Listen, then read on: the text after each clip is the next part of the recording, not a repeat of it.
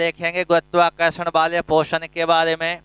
तो सामान्यतः आपने देखा होगा अपने दैनिक जीवन में कि यदि हम किसी भी वस्तु को पृथ्वी पर गिराते हैं या फिर किसी भी वस्तु को ऊंचाई से छोड़ते हैं तो वस्तु कहाँ पर चली जाती है, नीचे पृथ्वी की ओर चली जाती है। ऐसा क्यों होता है?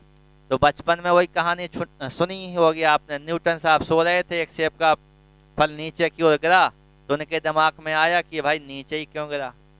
और यदि हम या आप होते तो बोले नीचे गिरा मतलब अपने खाने के लिए गिरा है भाई, अपन उतना ही सोच सकते थे। तो उस व्यक्ति ने फिर क्या किया, सोचा कि जो वस्तु है ये नीचे ही क्यों जा रही है, मतलब पृथ्वी कोई ना कोई तो बल लगा रही है, जिस बल के द्वारा ये वस्तु कहाँ पर गिर रही है, पृथ्वी पर ही गिर रही है। तो फिर एक नई परिभाषा निकल करके आई कि जो पृथ्वी होती है ये पृथ्वी क्या करती है, प्रत्येक वस्तु को अपनी ओर एक विशेष बल के द्वारा क्या करती है, आकर्षित करती है। और एक विशेष बल को ही हम क्या कहते हैं, गुरुत्वाकर्षण बल कहते हैं। क्या कहा जाता है, गुरुत्वाकर्षण बल। तो चाहे हम छत पे ले जा करके आपको नीचे छोड़ दें या आप सब लोग ले जाके हमें छोड़ दो, जाएंगे कहाँ पर, नीचे की ओर। अब ऐसा थोड़ी है कि पृथ्वी को पता है, मालूम है कि बोले सर हैं इनको नीचे नहीं खींचना है नहीं तो काम खत्म हो जाएगा। तो प्रत्येक वस्तु पर लगता है गुरुत्वाकर्षण बल, जो रहेगा वो हर एक वस्तु के ऊपर लगता है। तो यहाँ पर इस वाले पोर्शन में हम किसके बारे में देखने वाले हैं, गुरुत्वाकर्षण बल के बारे में देखने वाले हैं। तो यहाँ पर हम देखेंगे पृथ्वी क्या कर रही है, प्रत्येक वस्तु को अपनी ओर एक विशेष बल के द्वारा क्या कर रही है, आकर्षित कर रही है। इस विशेष आकर्षण बल को ही हम क्या कहते हैं, गुरुत्वाकर्षण बल कहते हैं। क्या कहा जाता है, गुरुत्वाकर्षण बल कहा जाता है। और इसी गुरुत्वाकर्षण बल से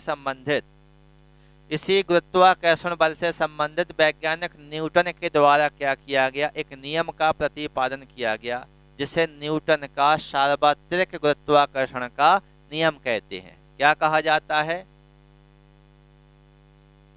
न्यूटन का सार्वत्रिक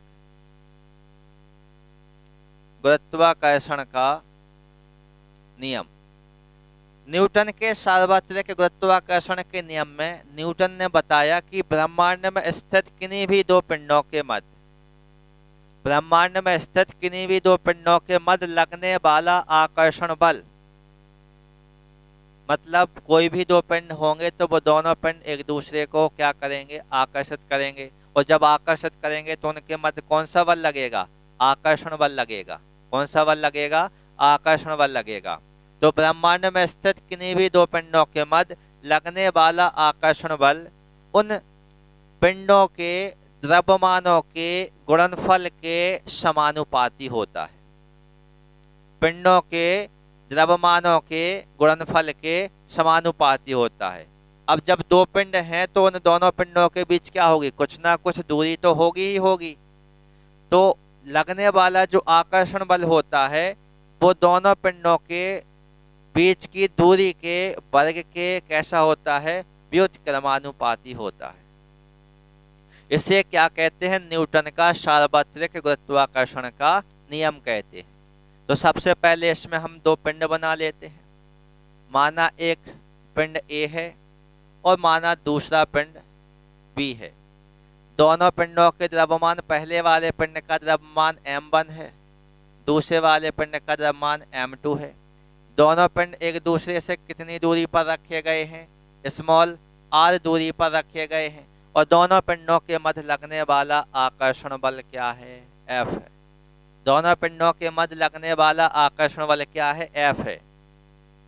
तो लगने वाला आकर्षण बल F दोनों पिंडों के द्रव्यमानों के गुणनफल के कैसा होता है, समानुपाती होता है। या फिर भाषा को लिखें तो स्टार्टिंग से डायग्राम बनाने के बाद आप भाषा लिख सकते हैं। माना A तथा B दो पिंड हैं जिनके द्रव्यमान क्रमशः m1 और m2 हैं। दोनों पिंड एक दूसरे से कितनी दूरी पर रखे गए हैं, स्मॉल r दूरी पर रखे गए हैं। यदि उनके मध्य लगने वाला आकर्षण बल F हो तो फिर क्या होगा, न्यूटन के नियम से F हो तो F उनके द्रव्यमानों के गुणनफल के, द्रव्यमान क्या है m1 m2, द्रव्यमानों के गुणनफल के कैसा होता है, समानुपाती। उनके बीच की दूरी के वर्ग के व्युत्क्रमानुपाती होता है। भैया अभी भी बात किसकी चल रही है? बल की ही चल रही है। किसकी चल रही है? बल की ही चल रही है। तो जो बल होता है वो दोनों पिंडों के बीच की दूरी के वर्ग के कैसा होता है? व्युत्क्रमानुपाती होता है। तो क्या बनेगा? F समानुपाती 1/r²। इसके बाद क्या लिखेंगे? दोनों को मिलाने पर। इसके बाद क्या लिखेंगे? दोनों को मिलाने पर। दोनों को क्या कर देंगे? मिला देंगे। तो यहाँ पर मिलाएंगे भैया मैदान में आकर के। F समानुपाती क्या रहेगा? m1 इंटू m2 और बटे में क्या हो जाएगा? r²। ये दोनों को मिलाने के बाद लिख लिया। अब क्या होगा? पूरे जीवन में याद करके रखना है, जब जब समानुपाती का चिन्ह हटता है बराबर का चिन्ह लगता है। बराबर के चिन्ह के साथ एक नियतांक आता है। क्या आता है? एक नियतांक, जो किसके द्वारा दिया जाता है? जिसके द्वारा नियम दिया जाता है। समझ गए बात? वैज्ञानिक वही जो अपने हिसाब से देखे गया है। तो यहाँ पर जी लगा लिया।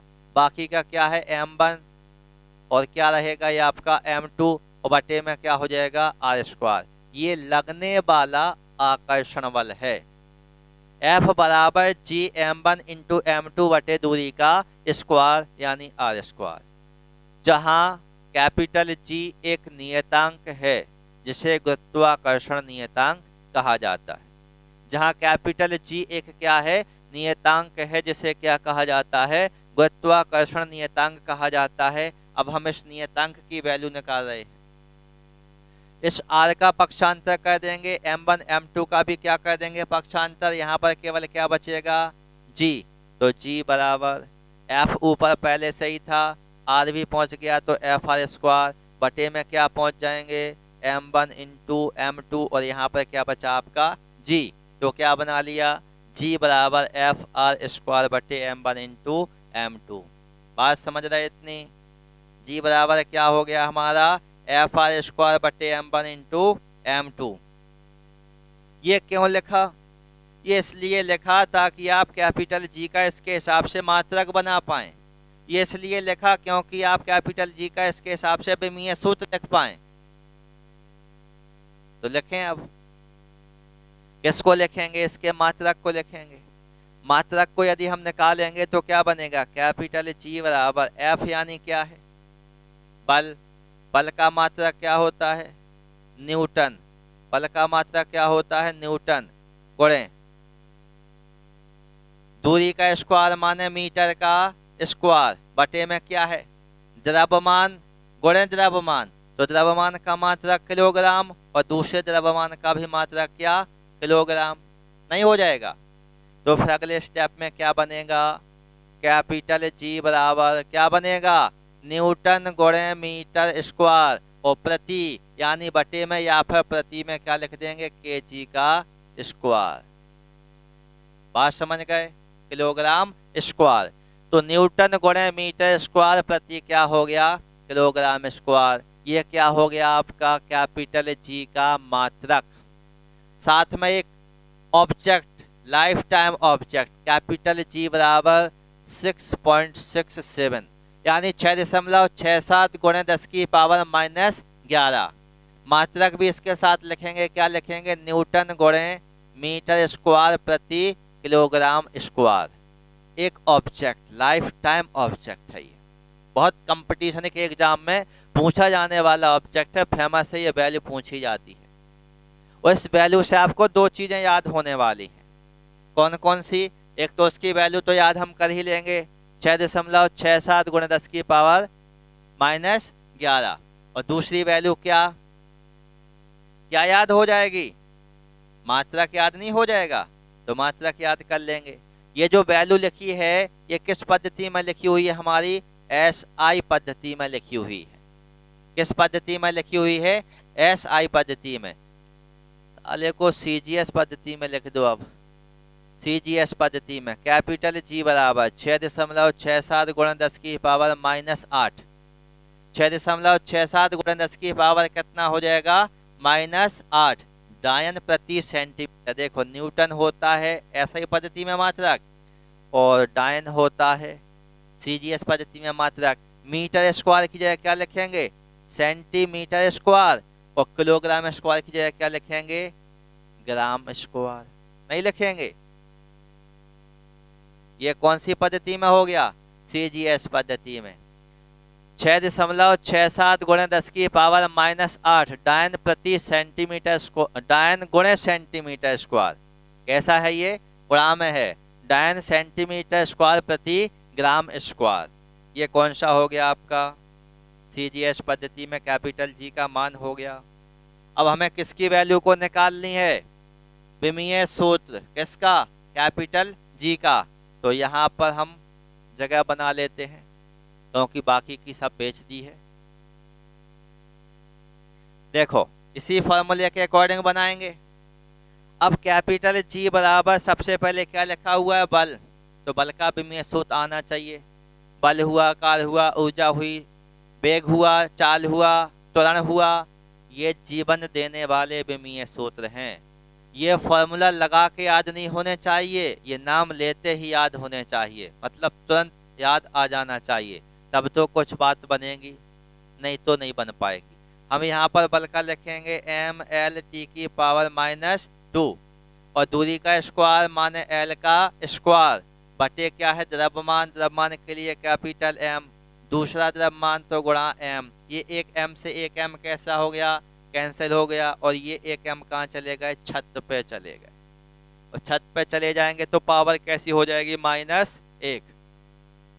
तो क्या लिखेंगे, कैपिटल G बराबर वैल्यू, ये M ऊपर आ गया तो क्या हो गया, M की पावर -1, L और L स्क्वायर क्या बना लिया, L3, और T की पावर -2 तो पहले के ही जमाने से बैठा है।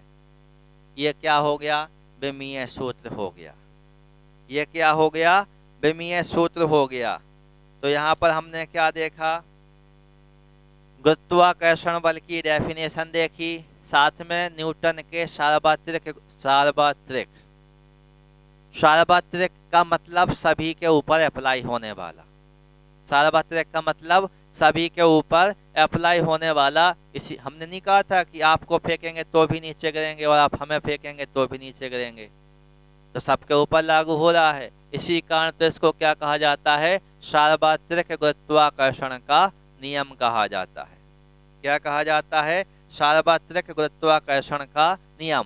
तो हम यहाँ पर व्यंजक देख चुके हैं, व्यंजक की सहायता से हमने क्या निकाल लिया, कैपिटल G का मात्रक निकाल लिया, SI पद्धति में मात्रक, CGS पद्धति में मात्रक, और विमीय सूत्र भी हम देख चुके हैं, और कैपिटल G की वैल्यू भी देख चुके हैं। अब हम पढ़ रहे हैं पोषण गुरुत्वाकर्षण बल के बारे में, तो थोड़ी सी इसके बारे में जो फैक्ट बताए गए हैं उन फैक्टों के ऊपर भी चर्चा कर लेते हैं। मतलब सीधा सीधा सा है कि जो गुरुत्वाकर्षण बल है, इस गुरुत्वाकर्षण बल की हम क्या देखने वाले हैं, विशेषताएं देखने वाले। गुरुत्वाकर्षण बल की क्या देखने वाले हैं, विशेषताएं देखने वाले हैं। तो सबसे पहले विशेषताओं में हम देखेंगे कि जो गुरुत्वाकर्षण बल है, ये दो पिंडों पर लगने वाला बल, दो पिंडों पर लगने वाला बल उनके मध्य माध्यम के ऊपर निर्भर नहीं करता है। बल उनके मध्य किसके ऊपर, माध्यम पर निर्भर नहीं करता है, निर्भर नहीं करता है। किसके ऊपर निर्भर नहीं करता है, उन दोनों पिंडों के मध्य माध्यम क्या है, इस बल को उससे मतलब नहीं है, लगना ही है, एक दूसरे को आकर्षित ही करना है। तो जो गुरुत्वाकर्षण बल होता है ये किसके ऊपर डिपेंड नहीं करता है, दो पिंडों के मध्य जो भी माध्यम होगा उस माध्यम के ऊपर ये निर्भर नहीं करता है। इसके अलावा जब निर्भर नहीं करता है तो चाहे वायु हो या जल हो या फिर अन्य माध्यम हो, भाई कोई भी बना रहे, वायु बनी रहे, जल बना रहे, अन्य कोई माध्यम बना रहे, गुरुत्वाकर्षण बल जो उन पिंडों के मध्य जो गुरुत्वाकर्षण बल लगेगा वह सदैव वही लगेगा। चाहे दोनों पिंडों के मध्य वायु माध्यम मान लें, चाहे दोनों पिंडों के मध्य जल माध्यम मान लें, या फिर अन्य कोई माध्यम हो, दोनों पिंडों के मध्य जो गुरुत्वाकर्षण बल लगेगा उसकी वैल्यू वही रहेगी। मतलब क्या था, किसके ऊपर डिपेंड नहीं कर रहा था, माध्यम के ऊपर निर्भर नहीं कर रहा है। नहीं कर रहा है तो माध्यम कुछ भी लेते रहो, कुछ फर्क नहीं पड़ेगा, क्योंकि निर्भर ही नहीं कर रहा है। तो गुरुत्वाकर्षण बल का मान सदैव कैसा रहेगा, वही रहेगा, एक समान रहेगा। गुरुत्वाकर्षण जो बल होता है ये किसके लिए सत्य होता है, ये होता है बिंदु द्रव्यमानों के लिए, या बिंदु द्रव्यमान के लिए कैसा होता है, सत्य होता है। किसके लिए सत्य होता है, बिंदु द्रव्यमानों के लिए सत्य होता है। इसके बाद यदि हम देखें तो जो गुरुत्वाकर्षण बल है यह एक केंद्रीय बल है। कौन सा बल हो जाएगा, यह एक केंद्रीय बल है। केंद्रीय बल मतलब कहाँ से लगेगा, बस पिंड के केंद्र से लगेगा। यह एक कौन सा बल है, संरक्षी बल है। कौन सा बल है, संरक्षी बल है। ऑब्जेक्ट है ये फैक्ट हैं गुरुत्वाकर्षण बल से संबंधित जो डायरेक्ट परीक्षाओं में आपसे पूछ लिए जाएंगे कि निम्न में से कौन सा बल संरक्षी बल है, या फिर गुरुत्वाकर्षण बल कौन सा बल है, केंद्रीय बल भी है और संरक्षी बल भी है। तो ये आपको 3-4 बिंदु यहाँ पर याद करके रखना है, जिसमें से सबसे ज़्यादा पूछे जाने वाले ऑब्जेक्ट ये हैं, और ये भी बिंदु द्रव्यमानों के ऊपर लागू होता है। माने बिंदु द्रव्यमान नगण्य कणों के ऊपर भी। बिंदु द्रव्यमान समझ रहे, नगण्य द्रव्यमान वाले कण, छोटे आकार के कण, उनके ऊपर भी ये काम करता है।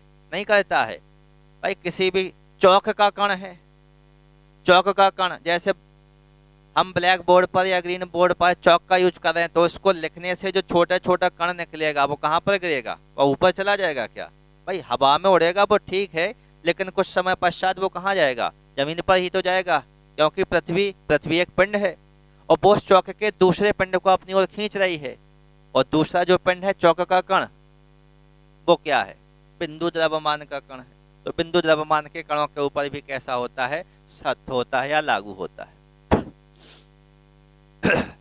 अभी हम पढ़ रहे थे गुरुत्वाकर्षण के बारे में या गुरुत्वाकर्षण बल के बारे में। अभी अब थोड़ा सा हम देख लेते हैं किसके बारे में, गुरुत्वीय त्वरण के बारे में।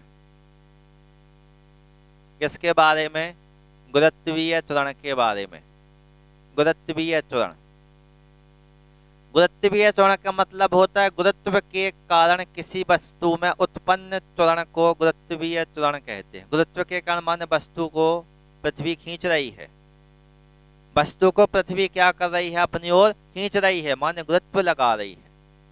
क्या लगा रही है, गुरुत्व लगा रही है। तो उस गुरुत्व के कारण जो वस्तु होगी, उस वस्तु में जो त्वरण उत्पन्न होगा उसको हम क्या कहेंगे, गुरुत्वीय त्वरण कहेंगे।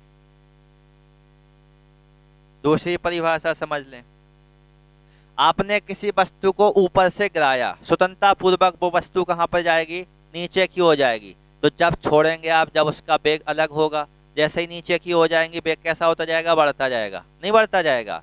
तो स्वतंत्रता पूर्वक ऊंचाई से किसी पिंड को गिराने पर उसके वेग में जो परिवर्तन होता है, वस्तु के वेग में जो परिवर्तन होता है, उस वेग में परिवर्तन की दर को ही क्या कहते हैं, गुरुत्वीय त्वरण। याद आया होगा, त्वरण, वेग में परिवर्तन की दर त्वरण कहलाता है। वो रेखीय त्वरण था, वहां पे वस्तु समतल में गति कर रही थी, यहाँ पर ऊपर से नीचे की ओर, तो फिर यहाँ पर कौन सा त्वरण होगा, गुरुत्वीय त्वरण होगा। तो स्वतंत्रता पूर्वक ऊंचाई से गिरते हुए पिंड के वेग में जो परिवर्तन होगा, उस वेग में परिवर्तन की दर को ही हम क्या कहते हैं, गुरुत्वीय त्वरण कहते हैं। और गुरुत्वीय त्वरण को हम किससे प्रदर्शित करते हैं, स्मॉल जी से। किससे प्रदर्शित करते हैं, स्मॉल जी से प्रदर्शित करते हैं। और स्मॉल जी का मात्रा क्या होता है, स्मॉल जी का मान क्या होता है, 9.8। कितना होता है, 9.8 मीटर प्रति सेकंड स्क्वायर। दो चीजें हो गई याद, एक तो वैल्यू और दूसरी उसकी यूनिट भी हो गई। ये किस पद्धति में है, सेंटीमीटर, यहाँ पे मीटर उपयोग किया गया है, तो मीटर उपयोग किया गया है, मान ऐसा ही पद्धति हो गई। ऐसा ही पद्धति में लंबाई का मात्रा क्या होता है, मीटर, तो देख के ही बता सकते हैं कि ऐसा ही पद्धति में है। तो ये किस पद्धति में हो गया अपना, ऐसा ही पद्धति में हो गया। अब इसमें हम देख लेते हैं FPS, फुट पाउंड सेकंड या फुट पाउंड सेकंड पद्धति में। स्मॉल जी बराबर क्या होता है 32.2। वही स्मॉल जी की वैल्यू किस पद्धति में आ गई, फुट पौंड सेकंड पद्धति में आ गई, और यूनिट क्या हो जाएगी, फुट प्रति सेकंड स्क्वायर। तो ये वैल्यू हो गई किस पद्धति में, एफपीएस पद्धति में। गुरुत्व के कारण किसी वस्तु में उत्पन्न त्वरण को हम क्या कहते हैं, गुरुत्वीय त्वरण कहते हैं। गुरुत्वीय त्वरण को हम स्मॉल जी से प्रदर्शित करते हैं। स्मॉल जी का एसआई पद्धति में मान 9.8 मीटर प्रति सेकंड स्क्वायर होता है। एसआई पद्धति में ये वैल्यू हो गई। अब एफपीएस पद्धति यानी फुट पाउंड सेकंड या फुट पाउंड सेकंड पद्धति में इसका मान कितना होता है, 32.2 फुट प्रति सेकंड स्क्वायर होता है। तो ये स्मॉल जी के बारे में जानकारी हो गई। अब स्मॉल जी के बारे में ये जानकारी तो पर्याप्त अभी है नहीं, स्मॉल जी के बारे में ये जानकारी पर्याप्त नहीं है। पर्याप्त जानकारी करने के लिए हम फिर तुलना कर देते हैं किसमें, कैपिटल जी और स्मॉल जी में, दोनों में क्या कर लेते हैं, तुलना कर लेते हैं। तो तुलना करने से एक लाभ ये रहेगा कि दोनों के ज़्यादा से ज़्यादा फैक्ट हमें याद हो जाएंगे। हम तुलना करने वाले हैं कैपिटल जी में और किसमें, स्मॉल जी में। कैपिटल जी को क्या कहते हैं, गुरुत्वाकर्षण नियतांक। अभी अभी देखा था, क्या कहा जाता है, गुरुत्वाकर्षण नियतांक कहा जाता है। कैपिटल जी को क्या कहा जाता है, गुरुत्वाकर्षण नियतांक कहा जाता है। इसका मान एसआई पद्धति में कितना होता है, 6.67 गुणा 10 की पावर -11। और इसका मात्रक कौन सी पद्धति में, एसआई पद्धति में क्या होता है, न्यूटन गुणे मीटर स्क्वायर प्रति किलोग्राम स्क्वायर। कितना होता है, न्यूटन गुणे मीटर स्क्वायर प्रति किलोग्राम स्क्वायर। और यह एक प्रकार की कौन सी राशि है, अदिश राशि है। कौन सी राशि है, अदिश राशि है, मतलब जिसके व्यक्त करने के लिए हमें दिशा की आवश्यकता नहीं होती है। और कैपिटल जी का मान सभी जगह कैसा होता है, एक समान होता है। सभी जगह कैपिटल जी की वैल्यू कैसी होती है, एक समान होती है। याद रहेगा कैपिटल जी के बारे में। अब आ जाइए स्मॉल जी के बारे में। स्मॉल जी को हम क्या कहते हैं, गुरुत्वीय त्वरण कहते हैं। क्या कहते हैं, गुरुत्वीय त्वरण कहते हैं। इसके अलावा यदि आप देखें स्मॉल जी का एसआई पद्धति में मान, स्मॉल जी का किस पद्धति में मान, एसआई पद्धति में कितना होता है, 9.8। और मात्रा क्या होता है, न्यूटन नहीं मीटर प्रति सेकंड स्क्वायर। क्या होता है, मीटर प्रति सेकंड स्क्वायर। यह एक प्रकार की कौन सी राशि है, सदिश राशि है। स्मॉल जी कहाँ लग रहा है, नीचे की ओर, पृथ्वी की ओर जा रही है वस्तु, तो एक दिशा में ही तो जा रही है, निश्चित दिशा नहीं है। वैसा तो नहीं है बोले आज गुरुत्वीय त्वरण बगल में लगेगा, कल ऊपर की ओर लगेगा, फिर नीचे की ओर लगेगा। अरे ऊपर नीचे जाएगा तो फिर माइनस और प्लस के चिन्ह का उपयोग करेंगे, लेकिन वो तो लगता है नीचे की ओर। तो दिशा कैसी है, फिक्स है, और फिक्स है तो फिर राशि कैसी है, सदिश राशि है। और स्मॉल जी का मान, स्मॉल जी का मान भिन्न भिन्न स्थानों पर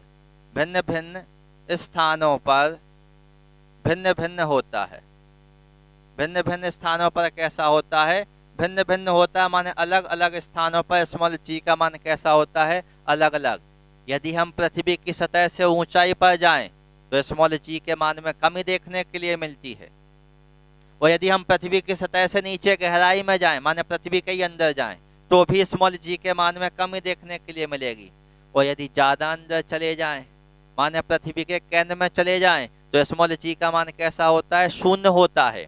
स्मॉल जी का मान कैसा होता है, शून्य होता है। और यदि पृथ्वी के ध्रुवों पर चले जाएं, कहाँ पर चले जाएं, ध्रुवों पर चले जाएं, तो स्मॉल जी का मान अधिकतम होता है। तो अलग अलग नहीं हो गया, ऊंचाई पर जा रहे हैं तो कम, गहराई पर जा रहे हैं तो कम, पृथ्वी के केंद्र में स्मॉल जी बराबर शून्य, और ध्रुवों पर जा रहे हैं तो स्मॉल जी की वैल्यू कैसी हो गई, अधिकतम हो गई। स्मॉल जी की वैल्यू कैसी हो गई, अधिकतम हो गई। तो याद रहेगा ये कैपिटल जी और स्मॉल जी में क्या हो जाएगा, अंतर हो जाएगा। इसके बाद हम देख लेते हैं कैपिटल जी और स्मॉल जी में संबंध के बारे में। इसके बाद हमें देखना है क्या, कैपिटल जी और स्मॉल जी में संबंध के बारे में देखना है। तो देखिए पृथ्वी, हम क्या देखने वाले हैं, कैपिटल जी और स्मॉल जी में संबंध। कैपिटल जी और स्मॉल जी में क्या देखने वाले हैं, संबंध। तो पृथ्वी कैसी है, गोल हो गई, ठीक है। पृथ्वी का द्रव्यमान कितना, कैपिटल एम। पृथ्वी की त्रिज्या कितनी, कैपिटल आर। और पृथ्वी की सतह पर कोई वस्तु रखी गई है हम जैसी, स्मॉल एम द्रव्यमान की। तो यहाँ पर वस्तु का द्रव्यमान कितना हो गया, स्मॉल एम। या फिर कोई पिंड है या कोई कण है जिसका द्रव्यमान कितना है। अब बात को समझ जाओ, बात को समझ जाओ। क्या माना, पृथ्वी का द्रव्यमान कैपिटल एम तथा पृथ्वी की त्रिज्या क्या है, कैपिटल आर है। पृथ्वी की सतह पर कोई स्मॉल एम द्रव्यमान की क्या रखी हुई है, वस्तु रखी गई है।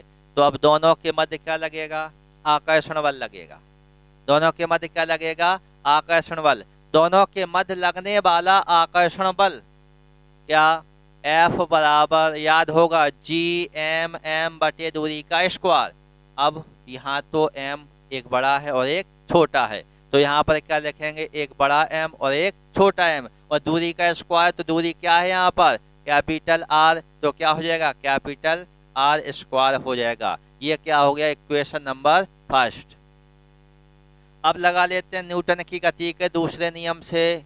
न्यूटन की गति के दूसरे नियम से क्या होता है, बल बराबर द्रव्यमान गुणे क्या होता है, त्वरण। द्रव्यमान गुणे क्या होता है, त्वरण होता है। और यहाँ पर त्वरण कौन सा होगा, गुरुत्वीय त्वरण। कौन सा त्वरण होगा, गुरुत्वीय त्वरण, क्योंकि संबंध देख रहे हैं हम कैपिटल जी और स्मॉल जी के साथ। तो फिर यहाँ पर क्या होगा, F बराबर द्रव्यमान किसका, उस कण का या उस वस्तु का जो कहाँ पर रखी है, पृथ्वी की सतह पर। तो क्या लिखेंगे, स्मॉल m। और उसी के ऊपर क्या लगेगा, गुरुत्वीय त्वरण। तो क्या हो जाएगा यहाँ पर g। ये क्या हो गया, क्वेश्चन नंबर सेकंड। इसके बाद क्या लिखेंगे, समीकरण 1/2 से। समीकरण 1/2 से, तो यहाँ से क्या लिख देंगे, mg। यहाँ से क्या हो जाएगा, mg बराबर, यहाँ से क्या आ जाएगा, जी एम एम बटे दूरी का स्क्वायर। स्मॉल m से स्मॉल m कैंसिल हो जाएगा, क्या बचेगा फिर, स्मॉल जी बराबर capital G capital M capital R square. ये हो गया भैया संबंध। ये आकर के देखो, जादू फॉर्मूला लगेगा आगे के व्यंजकों में। इस आर को इसके साथ लिखेंगे, पक्षांतर कर देंगे, क्या बनेगा, जी आर स्क्वायर बराबर क्या, जी एम। आगे कई हम ऐसे फॉर्मूले पढ़ेंगे जिनमें हम जी एम की वैल्यू रखेंगे कितनी, जी आर स्क्वायर, याद होना चाहिए। आगे के व्यंजक में हम कैपिटल जी कैपिटल एम की वैल्यू कितनी रखेंगे, जी आर स्क्वायर रखेंगे। तो ये क्या हो गया आपका, कैपिटल जी और स्मॉल जी में क्या हो गया, संबंध हो गया। बात समझ में आ गई।